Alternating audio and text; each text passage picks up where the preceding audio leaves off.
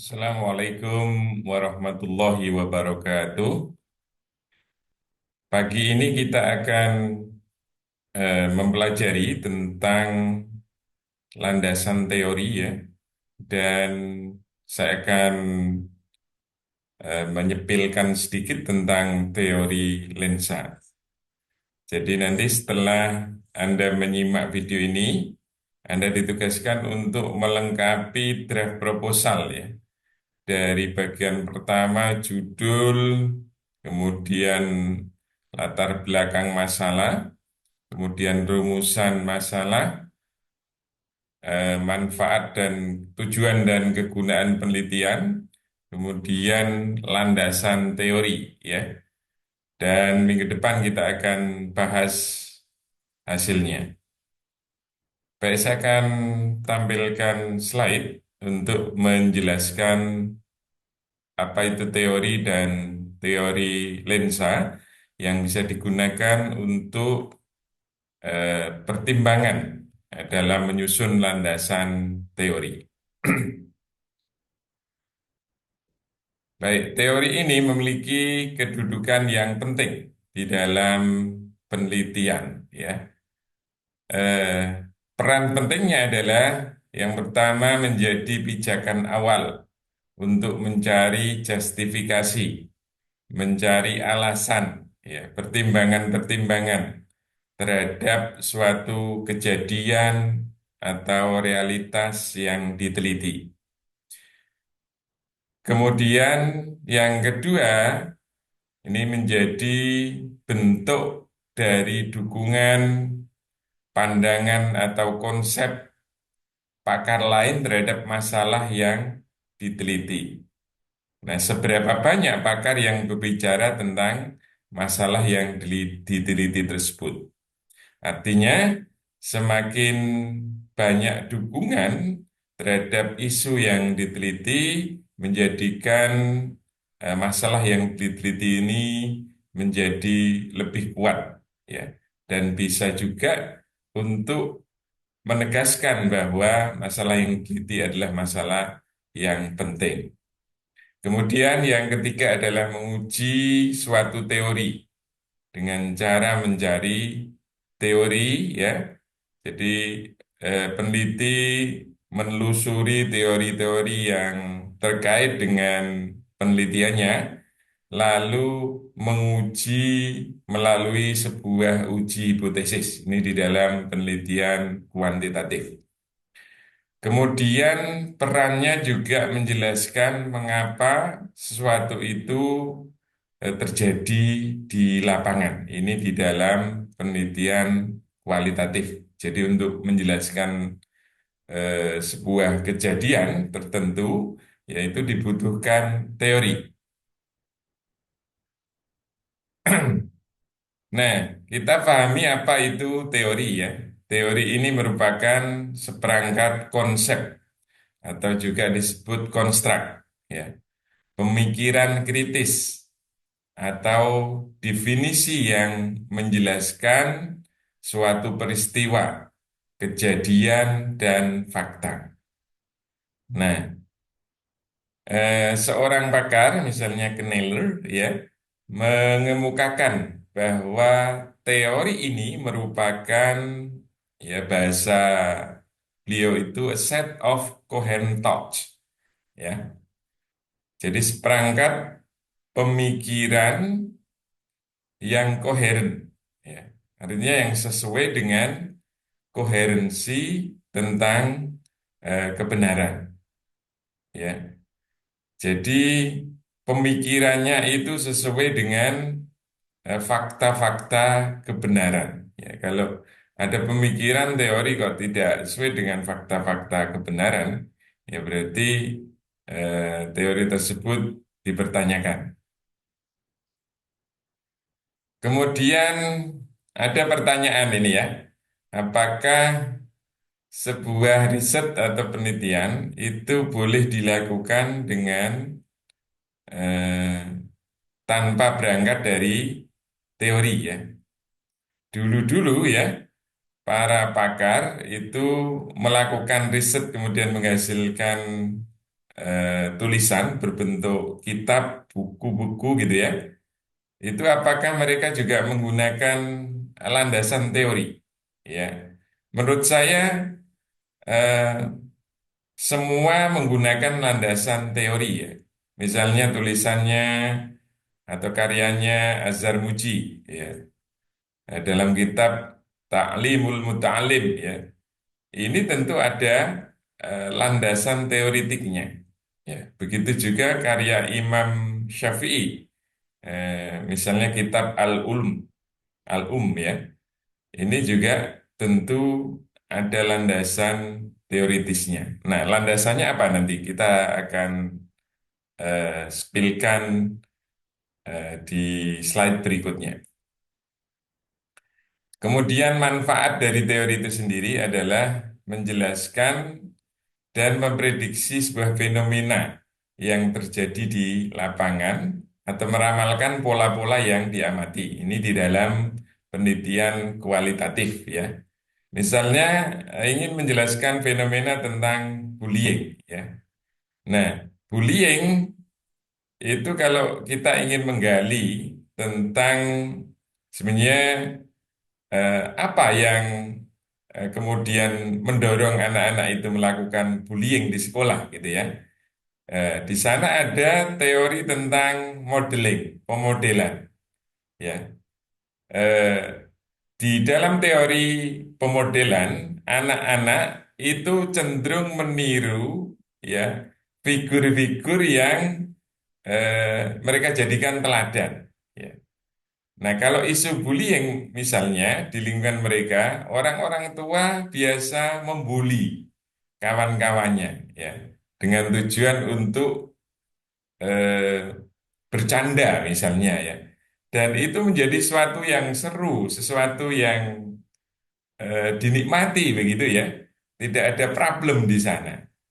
Nah, dengan itu, dengan teori modeling, maka anak-anak ini cenderung meniru apa yang dilakukan oleh figur-figurnya tersebut. Ya, jadi bisa jadi mereka itu membuli karena meniru tadi, atau apa namanya, mencontoh ya, menjadikan model atas figur-figur yang mereka anggap bisa dicontoh atau diteladani.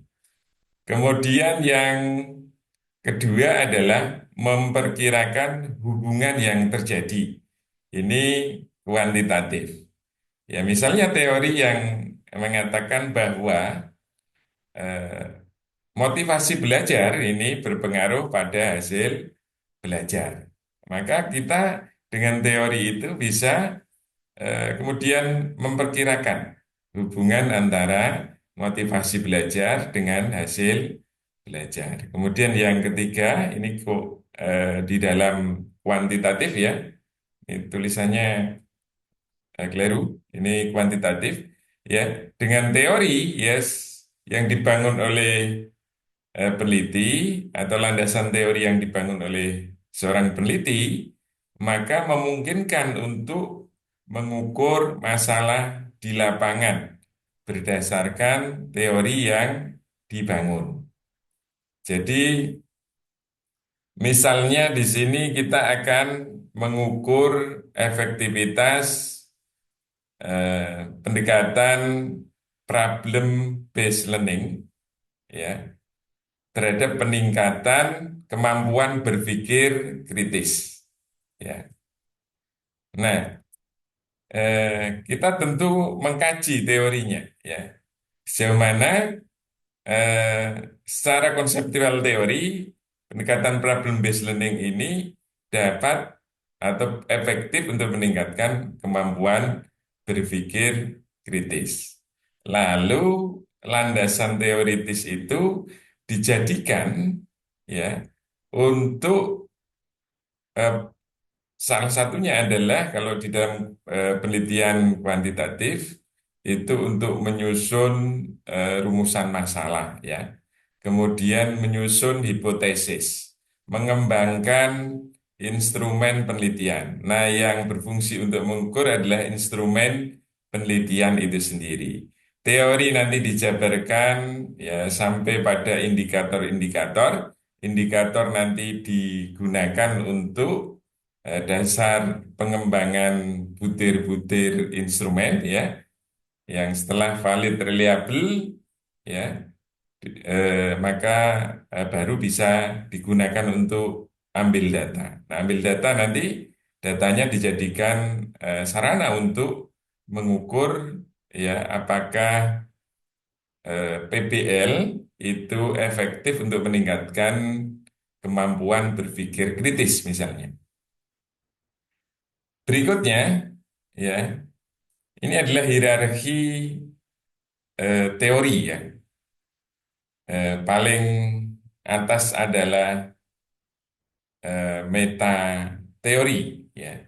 Kemudian grand teori, lalu middle ring teori dan small teori, serta yang paling bawah adalah expert teori. Kita akan kaji satu persatu.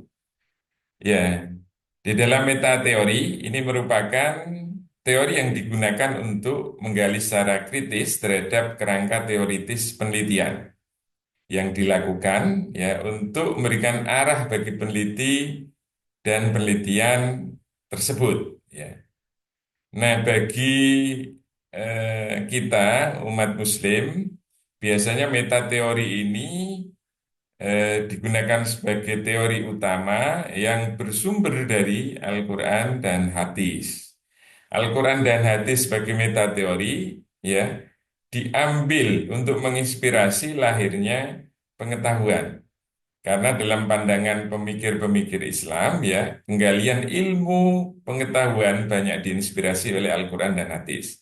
Misalnya tadi karya Azhar Muji dan As-Syafi'i atau pemikir-pemikir eh, yang lalu ya, yang telah menghasilkan karya-karya besar. Inspirasinya dari mana? Dari meta teori yang berasal dari Al-Quran dan hadis ya.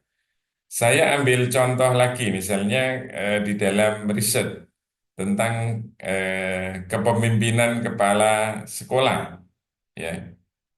Kepemimpinan kepala sekolah, misalnya kita punya landasan-landasan yang bisa menginspirasi.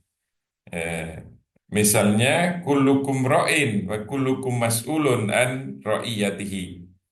Jadi di dalam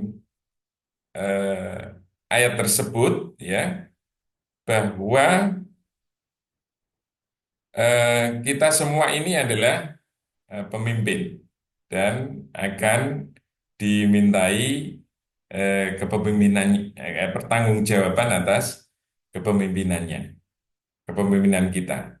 Artinya pertanggungjawaban itu kalau dalam perspektif Islam itu tidak hanya di dunia ya, bahkan di akhirat. Sehingga seorang kepala sekolah dalam memimpin itu harus ekstra hati-hati. Ini tidak selesai di dunia, di akhirat juga akan dipertanggungjawabkan. Ya.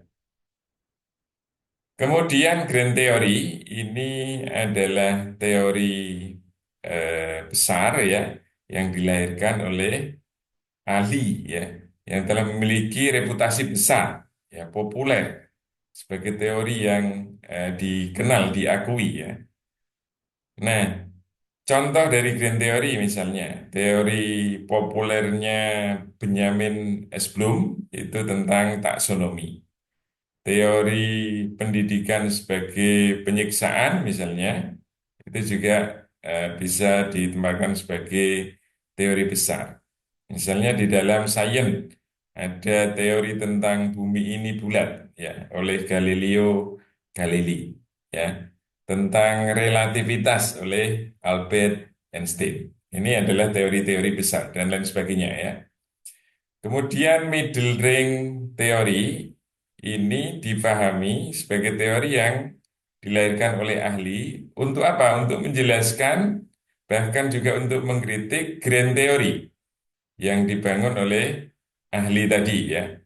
Misalnya ada teori yang mendukung teorinya Benjamin S. Bloom tentang taksonomi. Ya, itu ditempatkannya sebagai middle range teori. Kemudian teori kecil ini merupakan teori yang digunakan oleh pakar untuk menjelaskan teori middle ring, ya. Jadi kalau ada teori menjelaskan teori middle ring, ini secara hierarki itu masuknya adalah small theory. Ya, biasanya ini merinci sebagian atau keseluruhan teori kecil yang dibangun. Contoh, ya, eh, ada pendapat ahli yang menjelaskan tentang ranah afektif, misalnya.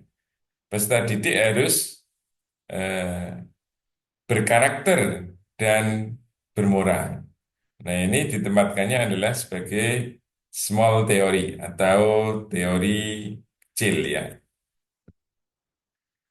Kemudian berikutnya, teori ahli. Ini merupakan teori yang sering digunakan oleh peneliti untuk menjelaskan sebuah fenomena, ya, atau suatu kejadian yang diteliti dari perspektif pakar, ya.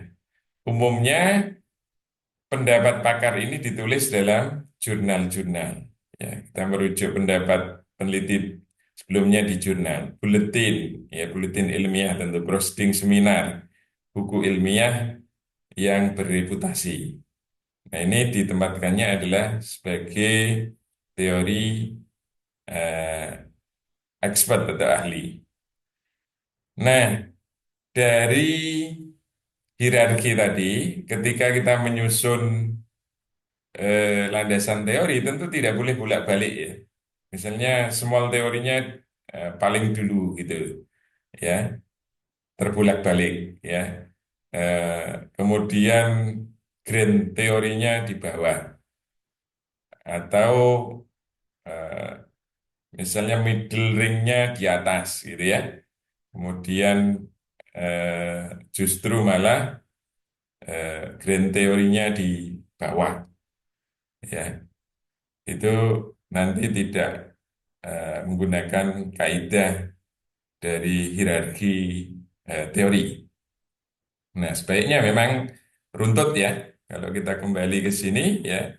Kalau kita ada metateori, ya metateorinya ditempatkan di atas sebagai eh, apa namanya, payung dari landasan teori yang dibangun. Kemudian kalau ada grand teori bawahnya runtut sampai di teori ahli, ya. Kemudian peran teori, ya. Tadi di awal saya sudah singgung, ya. Ini menguatkan dari yang awal tadi. Ini menjadi landasan dari penelitian yang dilakukan.